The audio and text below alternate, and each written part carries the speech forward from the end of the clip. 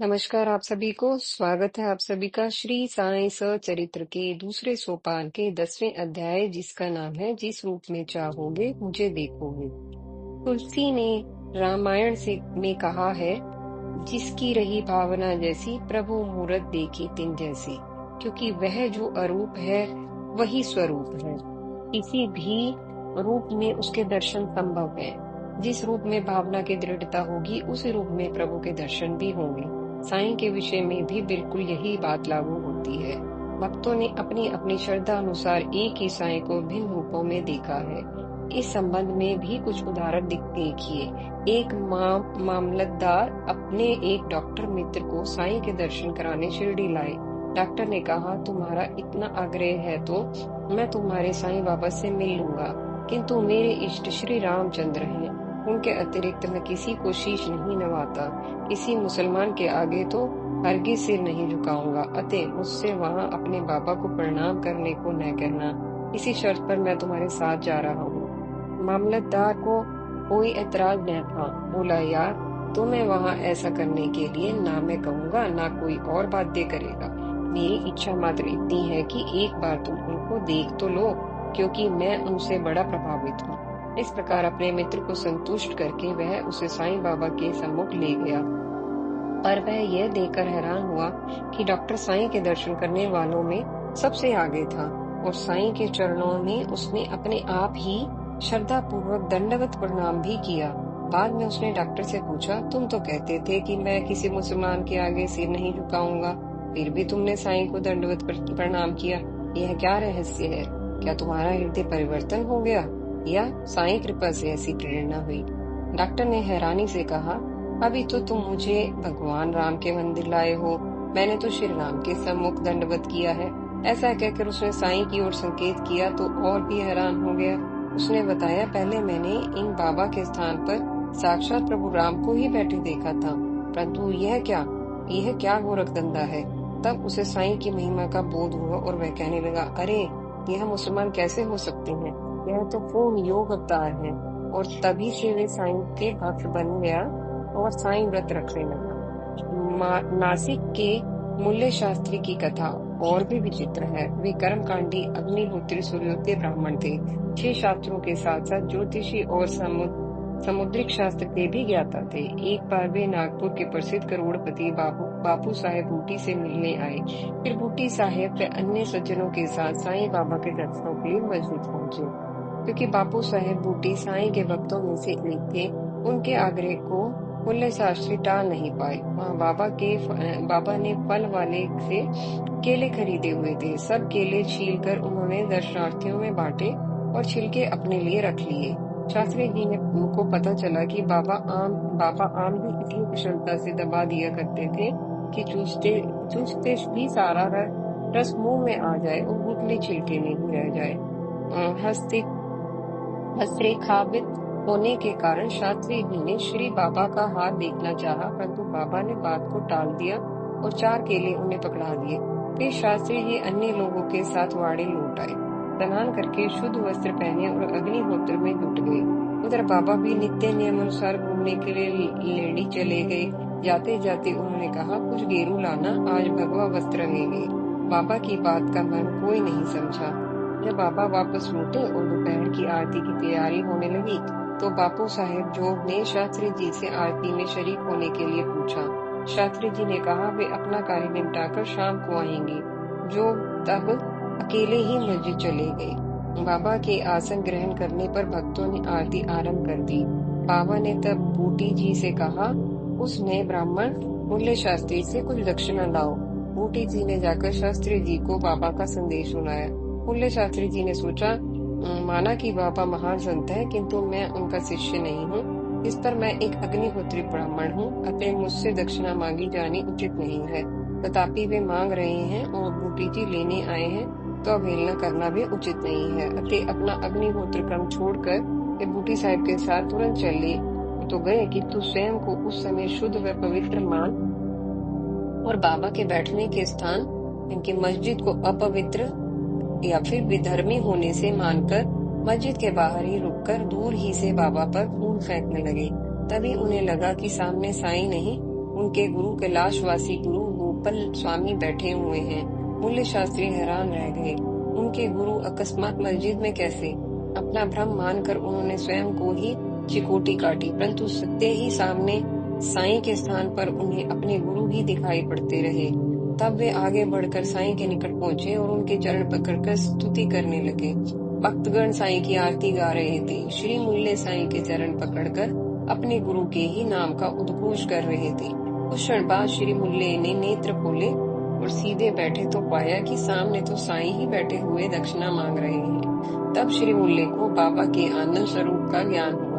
वे प्रेमाश्रु बहाते हुए साईं को प्रणाम करके दक्षिणा देते हुए बोले, आज मेरे सब संशय दूर हो गए। आज मुझे अपने गुरु के दर्शन हो गए।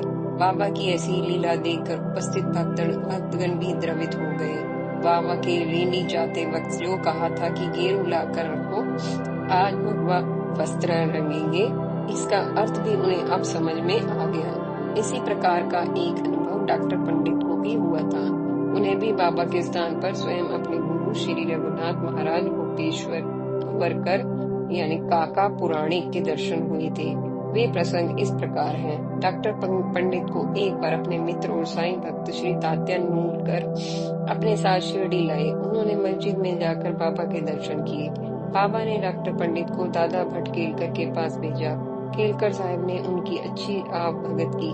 संध्या समय श्री केलकर नियम अनुसार बाबा के पूजन के लिए मस्जिद गए तो डॉक्टर पंडित को भी अपने साथ ले गए। वहां श्री केलकर के बाद डॉक्टर पंडित ने भी बाबा का पूजन किया और थाली में से चंदन लेकर बाबा के मस्तिष्क पर त्रिपुंड्र की भी लगाया।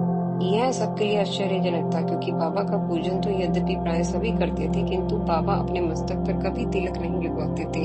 केवल महालसापति ही उनके गले पर चंदन लगाते थे। उनके शुभ मस्तक को स्पर्श करने का न तो किसी में साहस ही था, न ही बाबा ने यह अधिकार किसी को दिया था। ऐसे में डॉक्टर पंडित द्वारा अपने मस्तक पर बिना एक भी शब्द बोले चुपचाप तिलक करा लेना उनके स्वभाव के विपरीत होने से आश्चर्यजनक ही था। बाद में दादा भट्ट ने इस संबंध में साईं से पूछा तब बाबा बोले, डॉक्टर पंडित ने मुझे साईं मानकर तिलक नहीं किया। उस समय वे मुझ में अपने गुरु श्री रघुनाथ गोपेश्वर महाराज को देख रहे थे। जिस प्रकार वे उन्हें चंदन लगाया करते थे, उसी भाव से उन्होंने मुझे चंदन लगाया। इस प्रकार उन्होंने मुझे नहीं अपने गुरु को चंदन लगाया। फिर मैं उन्हें कैसे रोक सकता था? यह जानकर दादा भट्ट हैरान रह गए, वरना साईं का स्वभाव विलक्षण था। कभी वे भक्तों से पूजन करा भी लेते थे, तो कभी थाली उठाकर फेंक भी देते थे। कभी मोम से भी मुलायम, तो कभी पत्थर से भी कठोर हो जाते थे। कभी स्नेह वार्तालाप करते थे, तो कभी अपशब्दों की बौछार भी करते। इसके बावजूद साईं ने डॉक्टर पंडित की भावना का मान रखा, अपना नियम टूटने की परवाह न की। एक और घटना सन 1916 के आसपास तब घटी, जब एक मद्रासी भजन मंडली काशी यात्रा के दौरान साईं की कीर्ति सुनकर उनके दर्शनार्थ शिरडी पहुंची। उन्होंने सुन रखा था कि साईं प्रसन्न होकर भक्तों को पैसे भी दिया करते हैं। उन्होंने वहां बहुत सुंदर भजन कीर्तन किया, किंतु उसका उद्देश्य मूलतः धन कमाना था। सो उन्हें ऐसी विशिष्ट अनुभूति न हुई जो साईं के प्रति श्रद्धा का भाव रखने वाली उस मंडली की एक औरत को हुई। बाबा ने उस औरत की सहज भक्ति देखकर उसे उसके इष्ट श्री राम के रूप में दर्शन दिए। मंडली के सभी अन्य सदस्यों ने साईं को मात्र एक प्रौढ़ फकीर के रूप में ही देखा, मगर उस औरत को साईं के स्थान पर साक्षात श्री राम दिखाई दिए। वह रोमांचित हो गई। प्रेमाश्रु बहाती हुई आनंद के अतिरेक में स्वविस्मृत हो उन्मत्ता पूर्वक तालियां बजाने लगी। अन्य सभी उपस्थित जन उसकी ऐसी दशा देखकर हैरान हुए।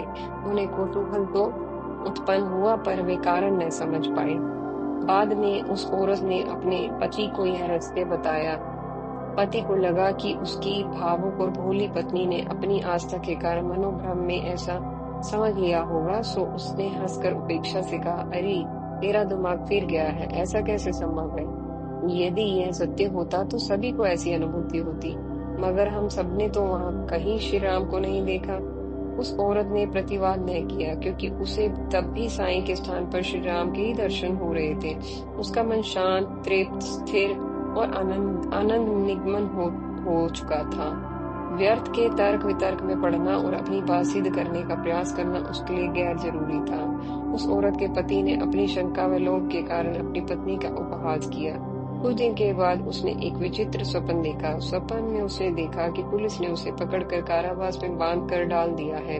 सलाखों के उस ओर साईं खड़े हैं और वह इस ओर गिड़गिड़ाकर कह रहा है, मैं तो आपकी कीर्ति सुनकर बहुत दूर से आया था, किंतु आपके पास होने पर भी मुझे यह संकट क्यों झेलना पड़ रहा है।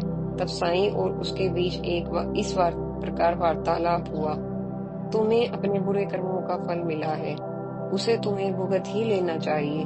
साईं ने कहा, मैंने मैंने कोई बुरा कर्म किया हो मुझे याद नहीं। पूर्व जन्म के कर्म का फल भी हो सकता है। मुझे पूर्व जन्म का स्मरण नहीं, किंतु तब के कर्म अब कैसे फलेंगे। वो तो पूर्व जन्म में ही नष्ट हो गए होंगे, मेरी देह के साथ ही भस्म हो गए होंगे। ऐसा तुम्हारा मानना है, बाबा ने कहा। फिर उसे आंखें बंद करने को कहा। आंखें बंद की तो किसी भारी चीज के गिरने की आवाज आई। आंख खुली तो कारावास से वह मुक्त हो गया था, मगर पुलिस वाला मरा पड़ा था। खून से लथपथ साईं ने कहा, अब तुम्हारी खबर ली जाएगी। अधिकारी आकर तुम्हें गिरफ्तार करके दंडित करेंगे। वह घबराया और रक्षा के लिए गिड़गिड़ाने लगा। तब बाबा ने आंख बंद करने को कहा। उसने आंखें बंद कर पुनः खोली तो सब कुछ गायब था। केवल वह और बाबा ही आमने सामने खड़े थे। तब वह श्रद्धापूर्वक साईं को प्रणाम करने लगा। साईं ने हंसकर कहा, तुम्हारे पहले प्रणाम और अब के प्रणाम में कुछ अंतर है। तो वह शर्मिंदा होकर बोला, आकाश पाताल का अंतर है बाबा। पहला प्रणाम धन के लोभ में था, अब मैं आपके स्वरूप को पहचान कर श्रद्धा पूर्वक नमन कर रहा हूँ। पहले मुझे लग रहा था कि आप मुसलमान हैं और हिंदुओं का धर्म भ्रष्ट कर रहे हैं। बाबा मुस्कुराए, क्या तुम्हारा मुस्लिम पीरों पर यकीन नहीं है, उन्होंने पूछा। उस औरत के पति ने मना किया तो साईं ने उसे सब गुप्त बातें बताई। क्या तुम्हारे घर में एक पंजा नहीं है? क्या तुम ताबूत की पूजा नहीं करते?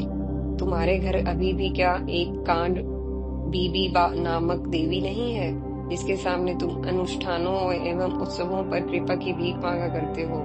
उसने सब स्वीकार किया। तब बाबा ने हंसकर कहा, और क्या प्रमाण चाहिए? उसने अपने गुरु श्री रामदास स्वामी से मिलने की इच्छा प्रकट की। साईं ने उसे पीछे घूमकर देखने को कहा। देखा तो पीछे उसके गुरु खड़े थे। वह गुरु के चरण स्पर्श करने लगा तो गुरु अदृश्य हो गए। बाद में उसने बाबा से पूछा, आप तो बूढ़े मालूम होते हैं, आपकी आयु कितनी है? बाबा ने हंसकर कहा, मैं बूढ़ा मालूम तो होता हूँ, जरा मेरे साथ दौड़ो तो। कहकर बाबा भागने लगे। वह भी पूरी ताकत से पीछे भागा, पर बाबा को छू नहीं सका। बाबा इतनी तेज भागे कि क्षण भर में धूल में अदृश्य हो गए। तब उसकी नींद खुली। इस स्वप्न ने उसकी शंकालु व लोभी प्रवृत्ति बदल दी। वह भी साईं के प्रति श्रद्धावान हो गया। बाद में साईं की कृपा से उसने अपनी इस तीर्थ यात्रा में बहुत धन कमाया और वह बिना कष्ट असुविधा के सकुशल घर लौटा। इस प्रकार अनेक प्रसंग है जहाँ भक्तों ने बाबा के दर्शन अपने भावानुसार उसी रूप में किए अथवा बाबा ने उनको उनके भावानुसार ही उस रूप में दर्शन दिए, क्योंकि बाबा स्वयं स्वरूप है। इसी के साथ इस अध्याय का समापन होता है। अगले अध्याय में हम आपसे फिर मिलेंगे। तब तक के लिए धन्यवाद।